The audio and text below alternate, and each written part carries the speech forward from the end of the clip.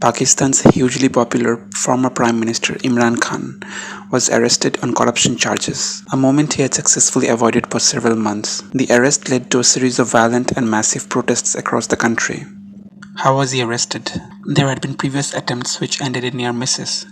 In March 2023, court issued an order for his arrest, which was prevented by a violent confrontation between his supporters and the police outside his Lahore residence. However, this time it wasn't a miss.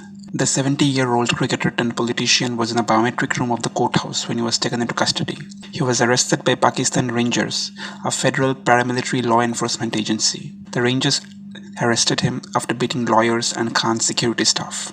Why was he arrested?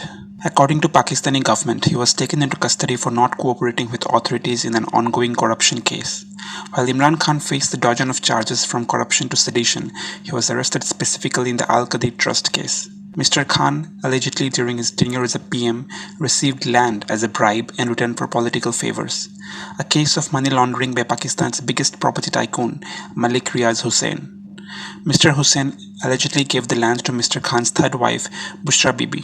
Mr. Khan denied the charges, said the land has been donated for charitable purposes. Since his arrest, Mr. Khan has been indicted in another graft case according to which he did not disclose money he earned by selling gifts he had received on foreign visits as PM. According to analysts, now that he is in custody, a series of cases may be charged against him. The backstory.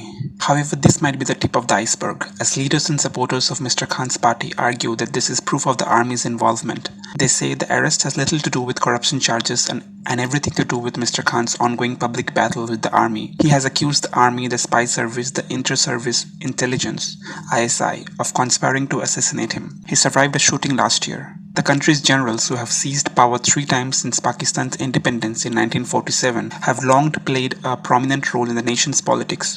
Mr. Khan too was believed to have their support as he rose to power, but the privilege of his birth, his fame out of cricketing glory and his charisma drove his popularity far higher than anything Pakistan has seen in recent years. When he was expelled as PM, many believed it was as much as due to poor track record in office as much as a falling out with the army. However, he soon offensively criticized the army and embraced the narrative that resonated with people. He continued this loudly, holding rallies and marches that drew large crowds, and also campaigned for local elections, most of which his party went on to win. This went on for months as Mr. Khan managed to evade arrest. Then he publicly accused an intelligence official of trying to assassinate him. Infuriated army officials denied the charge and just the day before his arrest warned him not to repeat it. And now after his arrest, as public anger turns towards the army, the nation is witnessing an unprecedented moment that has paralyzed Pakistan for months.